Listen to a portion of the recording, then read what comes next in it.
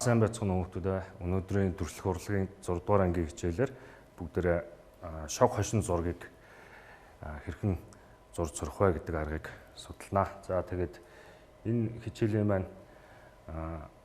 зорилго бол шог хошин зургийн аргаар өөрийн бодол төсөөллөө илэрхийлж гаргах. За шог хошин зураг зурах арга барилд юм суралцах юм зорилготой байгаа. За шог зураг нь бол нийгэмтэй нийгмийн өмд төрхийг одоо хошин дүрслэлээр илэрхийлдэг. Нэг сайн шог зураг бол мянган хүүхдэд тэнцдэг гэж ийм үг байдаг. За тэгэхээр багш нь өнөөдрийн хичээлээр одоо хоёр арга зүйгээр яаж хэрхэн одоо шог зургийг зурах вэ гэдэг эхний арга тайлбарлаад ингээд явчих. За шог зургийн төрлүүд бол үндсэндээ 3 төрөл байдаг. Нэгдүгээрт нь улс төрийн шог зураг, хоёрдугаарт нь нарга шог зураг, гуравдугаарт нь хошин хөрөг буюу нөхөрсөг шог зураг гэдэг ийм 3 үндсэн төрөл байдаг байна. За шог зураг нь шүүмжлэлт хөгжилтэй улс төрийн агуулгатай ийм ерөнхий агуулгын хувьд бол иймэрхүү байдаг байна. За зурх арга барилын хувьд хар цагаан буюу одоо хар зургаар илэрхийлэх, за нөгөөх нь өнгөтөөр илэрхийлэх, нөгөөх нь компьютер графикаар буюу компьютерийн хэрэглээний програм дээр ингэж ажиллах ийм ажилласан ийм бүтээлүүд төрлөөр одоо бүтээлээ тойрдог байх нь байна. За тэгээ өнөөдөр багш та нарт хар зургаар болон өнгөөр хэрхэн одоо хүний зан төрхийг илэрхийлж гаргаж нөхөрсөг шог зураг гаргах вэ гэдэг энэ аргыг зааж тайлбарлаж өгье. За биднэрт хичээлийн хэрэглэхэд юу шаардлагатай вэ гэхээр өнгийн палмастер, хар өнгийн маркер, за тэгээд харандаа, өнгийн харандаа, зургийн дэвтэр, хоёр ширхэг бичгийн цаас, скотч, нарийн скотч ийм хэрэглэгдэхүүнүүд одоо бидэрт гарын ойрхон байвал зүгээр байна. За тэгээ одоо бүгдээрээ хичээлийнхээ арга зур орё.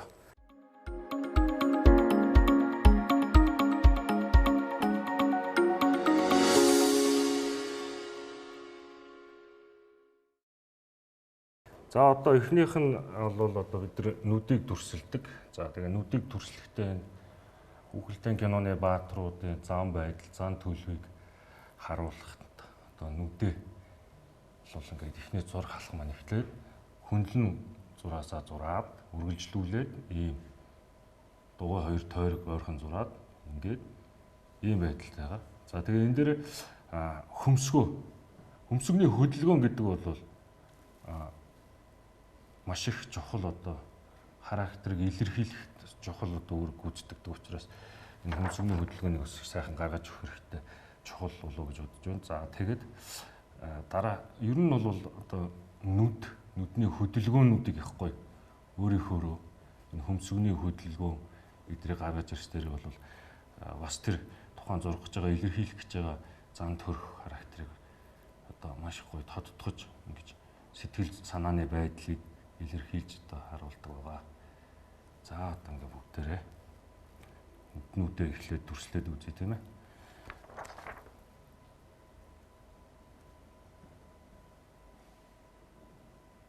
За ерөнхийдөө энэ бол хүүхэлдэйн киноч гэдэг юм уу иймэрхүү график дүрслэлтэй хөдөлгөөнтэй ийм зүйлүүд дээр гардаг боловч яг одоо энэ хүний сэтгэл санааны байдлыг илэрхийлж гаргадаг онцлогтой. Энэ онцлог маань одоо бидний хүнтэй харилцаж хандах, хүнтэй харилцааны хандлага тогтоох маш чухал үүрэг гүйцэтгэдэг. За одоо тэгэхээр бүгдээ хамрыг одоо хэрхэн зурах вэ гэдэг рүү шилжиж орё тийм ээ.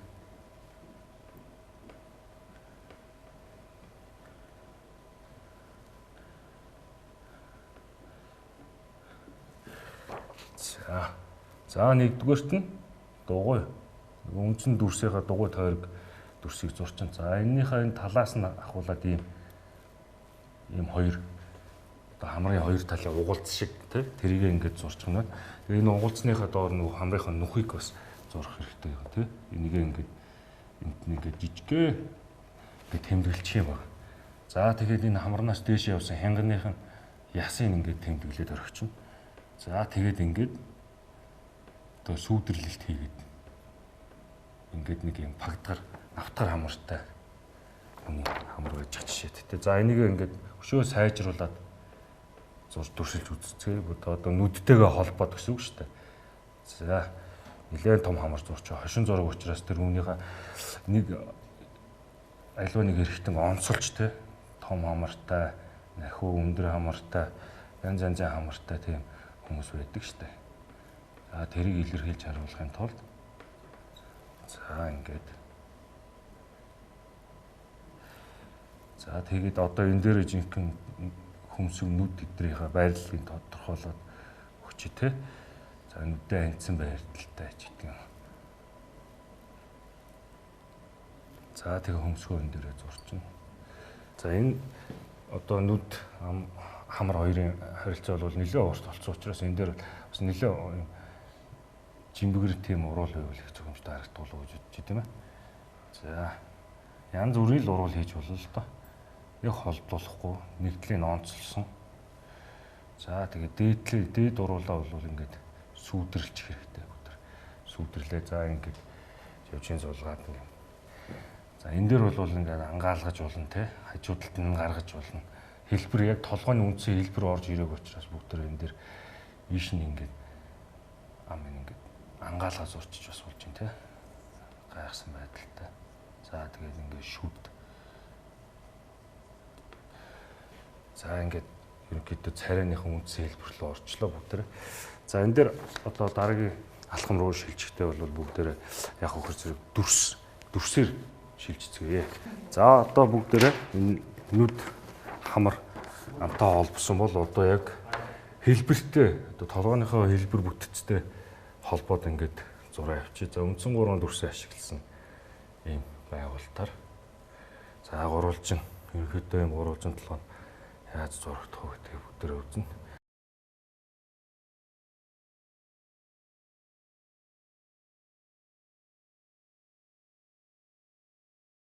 За тэгээд эхлээд ерүүнээс эхлээд явчих те. За ерүүн гурвалжин ийм толгойтой шанаа өргөнтэй. За тэгээ шанаа өргөнтэй ийм гурвалжин дүрсэнд багтж гаарч юм шиг тийм хэлбэртэй толгойтой хүмүүс байдаг шүү дээ. Тэрийг нөхөрсөх шог байдлаар бас ингэж харуулж болох нь байна. За ангиасаа зурлаа. За ингээд нөгөө хамар руу орж ирж байна те.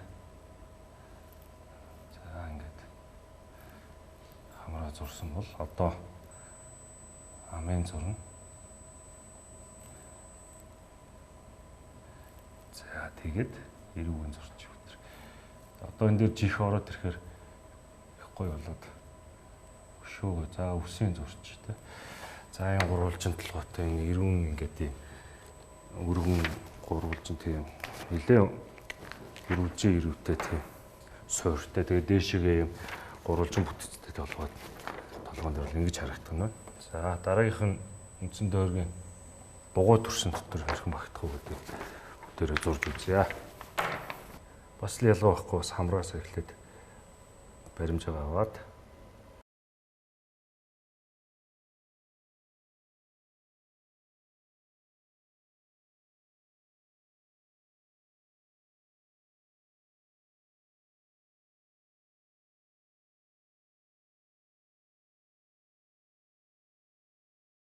за дугуй дүрс учраас юм амын ангаалгачтай нилээ яаж байгаа юм бэ гэдэг юм уу тийм одоо сэтгэл санааны тогтургүй байдлыг харуулсан байна шүү дээ.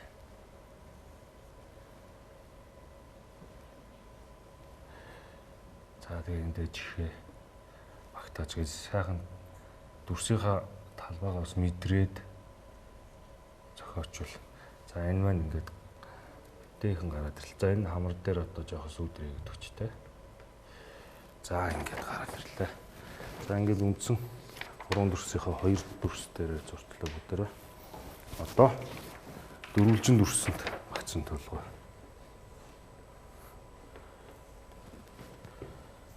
За дөрвөлжин дүрсэнд багцсан толгой.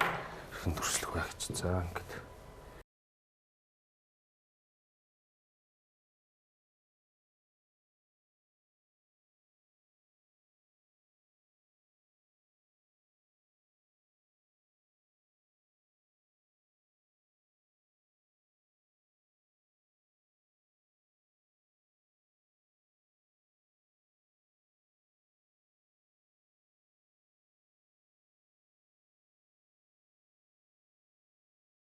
элдв хэлбэртэй бит дотор яаж байрлаж одоо хэлбэрт байрлуулж зурж болох уу гэдэг одоо бүгдээр үзцгээе. За нэг ийм фар шиг хэлбэртэй толгой бас байж болно шүү дээ. За тэгээд энэ дээр хэрхэн зурх вэ гэдгийг багш нь үзүүлээ. За ингээд чихнээс нь үүссэн гадна талаас нь бүгдээр хийгээ явчих. За чих. За тэгээ хүүхдүүдээ бүхэн дэвтэр дээр зурж байгаа болохоор одоо бүгдээр их гоё өнгийн палмастраар давхар хийгээ явбал тий. Яг ингээд зураасаа ялгаад өнгөөр англиад зурвал бас зураасаа өнгийн зураасаар бас ялгаад явбал яг үнэхээр гүйцэтгэлтэй дуусаад ирэхийн үед бол сүүдрээ ч юм уу аялыг гоё харагдуулах уу гэсэн тэр хэсгийг гоё харагдуулах гэж байгаа хэсгийнхаа хэлбэрийг бол одоо будаад ингээд өнгөт нөхөрсөг шог хөрөг зурвал зурж бас болно шүү дээ. За тэгээд нэлээд урт том хамартай. Унжгаар том хамартай. За тэгээ уруул нь бас цомбуур юм том уруултай. Энэ живжнаас ингэсэн. Ирүүг нь бас гоё тодтоход өгч тэ. Гоё юм том ирүүтэй. Ингээд том ирүүтэй, том хазартай ийм болоод эхэлж штэ. Нөгөө төрөөнийхөө зурган дээр зураасан дээр ингээд ажиллаа явчихж байгаа байхгүй. За ингээд өс рүү орж ирж байна тэ. Өс рүү орж ирлээ. За ингээд энэ бол элдв хэлбэртэй одоо яг тийм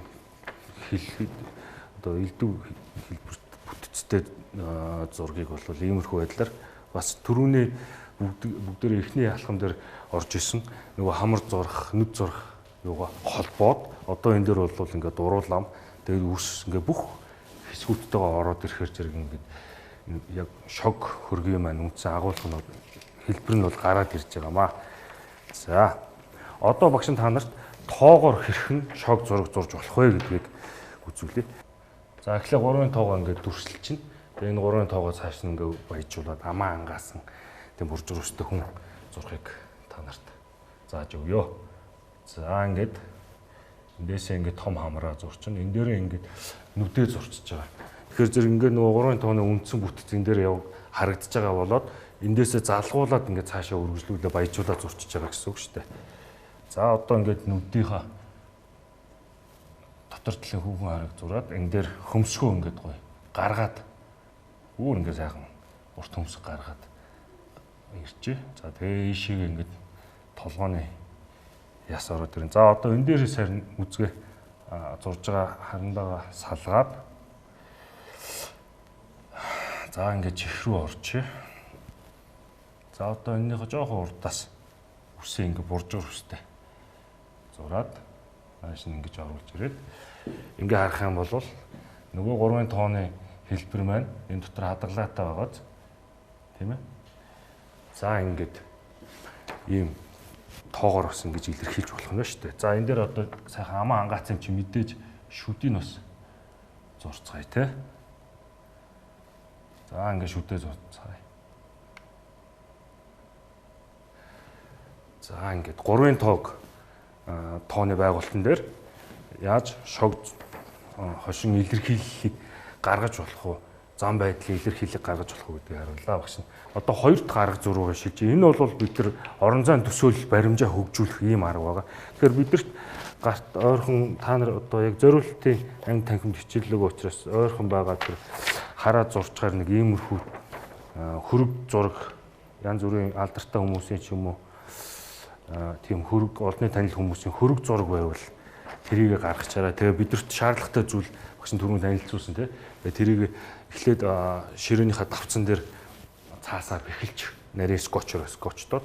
За тэгээд харахгүйгээр зурна гэдэг маань юу гэсэн үг вэ гэхээр зэрэг орон зайн баримжаа төсөөлөл бий болж байгаа. А бидний зураг анхаарал маань зөвхөн энэ фото зурганд дээрээ буюу зурхаж байгаа тэр зургаа хошноор зурх гэж байгаа шүү дээ. Зурж илэрхийлэх гэж учраас энүүрээ таглаад харахгүйгээр зурна гэсэн үг. Харахгүйгээр ингээд зураад гүйцэтгээд бүгдээрээ дүрслээд үзье тийм ээ. За Тэгэхээр эхлээд зурж эхлэхээс өмнө энэ цаасныхаа дээд доод зах баруун зүүн захынхаа энэ хэмжээг ингээд бүгдээр гараараа ингээд тэмдэглээд авчин. Тэгээд дээрээ ингээд 1 2 3 удаа ингээд харж агаад ингээд зурч штэ. За дараа нь нүдэ анж агаад нээгээд аниад нээгээд ерөнхий цаасаа дүүргэж зурна гэдэг ойлголт. За цаасны багцаа баримжаа энэ хавцаа байх юм байна гэдэг ойлголт энэ дээр явж явах хэрэгтэй байна шүү дээ. Тэрийг анхаараа. За тэгээ боллоо гэж үзэх юм бол цаасаа ингээд таглчих юм байна. За тэгээ цаасаа таглаж хагаад нүдний анхаарал бол яг энэ зурган дээр л төвлөрөн цаана юу зургаж байгаа гэдэг бол бидэрт бол зүгээр баримжаагаар орон зайн төсөөллөөрөө явах нь шүү дээ. За тэгээд анхаарлаа энэ юм дээрээ төвлөрүүлээд гэхдээ цаад тэгшим гэдэг бас ойлголтоор зурвал бас. За тэгээд одоо амаа зурж байна. За ерөнхийдөө харахгүй зурж байгаа учраас бас их хаана юу байрлаж байгаа, юу болж байгаа бол гэсэн тийм эргэлзээ бас төрдөг те. За энийг харахгүйгээр сая зурлаа багш нь одоо бүгдээрээ ямар хоосныг харъя. Шал өөр уугаз энэ хоёр дүрс тэгээ ингээд бодит зургийг маазруулаад төсөөлөл хөгжиж байгаа. Энэ дээр бол заавал их зурагтайгаа адилхан байх төстэй байх албагүй гол нь харахгүйгээр зурж байгаа гэдэг нь энэ орон зайн баримжаагаа хөгжүүлж байгаа энэ арга барил. За ингээд нэгтэй харьцсан учраас бүгдээр энэ одоо хүзүү мүзүү одоо юу гэдэг энэ дотоо орхисон зүйлүүдээ ингээд нэмээд чимэглээд одоо өөрийнхөө сайжруулад бас ингээд зураас нь одоо холбоо зурчин тий. За тэгээд та бүхэнд багш нь хичээлийн эхэнд хэрэглэхдэггүй одоо өнгийн харандаа, фалмастер, өнгийн одоо хэрэгсэл хэл дээрээ гэж хэлсэн байна. За тэгээ энийгээ бас бодит байдал дээр байж болохооргүй одоо заавал одоо хүн одоо юу гэдэг нэг хар шар бор тийм арьстэйч гэдэг юм уу тийм байхааргүйгээр одоо бодиттой бос өнгүүд сонгоод тийм ээ ягаан үстэйч байдаг юм уу ногоон уруултаач байдаг юм уу тий одоо завсрын гой завсрын өнгүүд байдаг шүү дээ. Тэр өнгүүдийг хэрэглээд одоо бодит байдал дээр заавал байх албагүй тийм өнгүүдэр энийг ингээд бутчихъя. За энэ маань одоо яг нөхөрсөг шок гэхээсээ илүүтэй яг тийм бодит байдлын бос өнгүүдийг хэрэглээд ирэхээр зэрэг одоо яг юу илэрхийлэх гээд байгаа юм бэ гэхээр одоо Пикассогийн зурдаг кубист арга барилын зурагтай нэлээд кубизмтэй илүү ойртож ирдэг те. Олон өнгийн бодит байдал дээр байдаггүй тийм өнгүүдээр ингээд илэрхийлж байгаа учраас энэ маань бол одоо юм.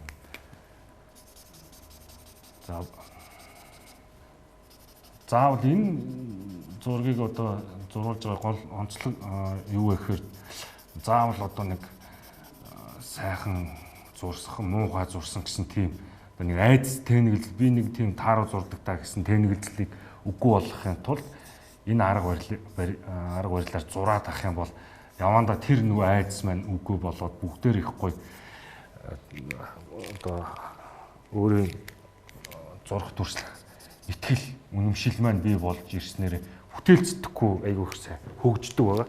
Тэгэхээр хүүхэд нөгөө би анханасаа л хідэн зураг зураал ирэхээр би анханасаа л муухай зурдаг чигээд зураг хайчдаг тийм ээ. Ер нь бол зурна гэдэг маань заавалчгүй зураач болоод зургийн мэрэгжил эзэмшээд байх юу биш. Энэ бол арт гэдэг утгаараа одоо хүний гарын хөдөлгөөн, гарын одоо энэ өндөгнүүд жижиг булчингуудыг хөгжүүлж өгдөг. Тэгээд одоо энэ гарын хөдөлгөөн, бүтээлч сэтгэхгүй эдрийг хөгжүүлдэг ийм одоо тустай хэрэгтэй зүйл байгаа. Тийм болохоор тэр одоо бодит бус өнгөөр одоо ингээд бодит байдал дээр байдаггүй өнгүүд л яваад байна шүү дээ. Арьсан дээр цэнхэр ногоон тий янз янзын өнгө. За багш нь ингээд маш түргэн хугацаанд удаа төрслээд.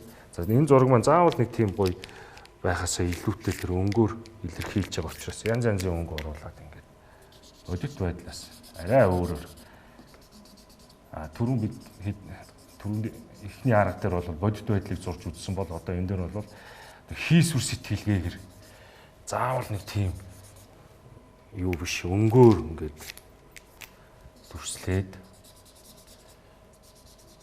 ингэж үзүүлэх юм аа. За тэгээд үндсэндээ бол